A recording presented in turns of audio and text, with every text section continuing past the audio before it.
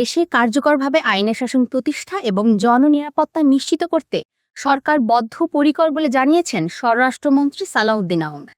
তিনি হুঁশিয়ারি দিয়ে বলেন, সন্ত্রাসীদের অভয়ারণ্য যেখানেই থাকুক না কেন তা সম্পূর্ণ নির্মূল করা হবে।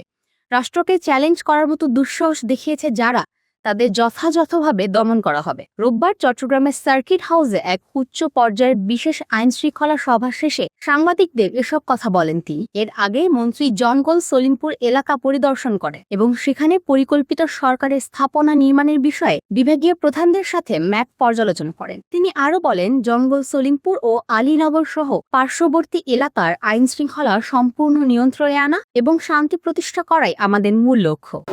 এটা একটা হাইয়েস্ট লেভেল মিটিং চট্টগ্রামে। আমরা এই জন্যই মিলিত হয়েছি যে দেশে আইনের শাসন প্রতিষ্ঠা করতে হবে কার্যকরভাবে, জনপ্রত্যাশা অনুযায়ী। সুতরাং এখানে সন্ত্রাসীদের অভয়ারণ্য যেখানেই থাকুক নির্মূল করতে হবে। রাষ্ট্রকে চ্যালেঞ্জ করার মতো যে দুঃসাহস সন্ত্রাসীরা দেখিয়েছে সেটাকে আমরা যথাযথভাবে অ্যাড্রেস করব। এবং এই এলাকায় সলিমপুর, জঙ্গল সলিমপুর, আলীনগর, এই টোটাল এলাকা এবং সারাউন্ডিং যে সমস্ত এরিয়া আছে এগুলোর রোড নেটওয়ার্ক আমাদেরকে এস্টাবলিশ করতে হবে। কিন্তু আমরা এখানে যারা বাসিন্দা যে কোনোভাবেই হোক তারা এখানে আশ্রয় নিয়েছিল, তাদের জন্য আমরা পুনর্বাসনের ব্যবস্থা করব এবং তাদেরকে কাউকেই উচ্ছেদ করা হবে না। আমরা এখানে সরকারি যে সমস্ত স্থাপনা করতে চাই, যে সমস্ত একাডেমি করতে চাই, সেগুলোর জন্য জায়গা নির্ধারণ করার জন্য আমরা আজকে ম্যাপ নিয়ে সমস্ত ডিপার্টমেন্টাল হেডদের সাথে আলোচনা করেছি এবং এগুলো বাস্তবায়ন কীভাবে করা হবে সেটা আমরা পরীক্ষা নিরীক্ষা করে দেখেছি। আমরা প্রাথমিকভাবে এখানে চট্টগ্রামের জেলখানা যে স্থানান্তর হওয়ার কথা বা এই লিং রোডের পাশে সেই জায়গাটা আমরা দেখেছি এবং আরও প্র্যাকটিক্যালি ভিজিট করার জন্য সংশ্লিষ্ট কর্মকর্তাগণ যাবেন। এখানে কাউকে ডিস্টার্ব করা হবে না, কোনো বসতি উচ্ছেদ করা হবে না। কিন্তু আমরা এই কারাগারের স্থানটা আমরা আগে নিজেদের দখলে নিয়ে, কারা অধিদপ্তর, আইজি প্রিজন তার দখলে নিয়ে পরবর্তী উন্নয়নের ব্যবস্থাটা আমরা করব। সেটা জরুরি হয়ে গিয়েছে। অন্যান্য ডিপার্টমেন্টের জন্য কোথায় কী স্থাপনা করা যায় এবং কি করতে হবে সেগুলো আমরা যথাযথ পরিকল্পনা করে এগোবো।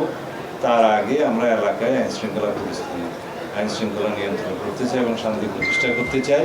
এখানে কেবল প্রচলিত ধারার পুলিশিং নয়, বরং র্যাব, বিজিবি ও সেনাবাহিনী সহ সকল বাহিনী হেলিকপ্টার সাপোর্টের মাধ্যমে সমন্বিতভাবে কাজ করছে। জঙ্গল সলিমপুরের মতো রাউজান, রাঙ্গুনিয়া, ফটিকছড়ি ও বোয়ালখালী সহ সব অঞ্চলের সন্ত্রাসীদের তালিকা ও আস্তানার চিহ্নিত করে নির্মূল করা হবে। রাষ্ট্রীয় বাহিনীর ওপর হামলাকারীদের কোনো ছাড় দেওয়া হবে না, তাদের সর্বশেষ আস্তানাও গুড়িয়ে দেওয়া হবে। এছাড়া আইন শৃঙ্খলা পরিস্থিতির টেকসই উন্নয়নে গণমাধ্যম কর্মীদের বস্তুনিষ্ঠ তথ্য দিয়ে প্রশাসনকে সহযোগিতা করার আহ্বান জানান মন্ত্রী।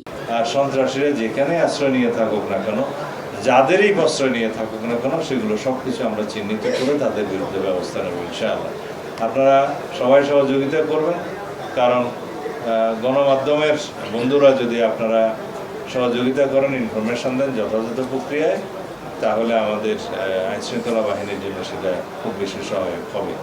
আশা করি আপনারা সবাই দেশের কল্যাণের জন্য, আইনশৃঙ্খলা পরিস্থিতি উন্নয়নের জন্য এবং জনপ্রত্যাশা অনুযায়ী শান্তি প্রতিষ্ঠার জন্য, জনগণের নিরাপত্তা বিধানের জন্য সহযোগিতা করবেন।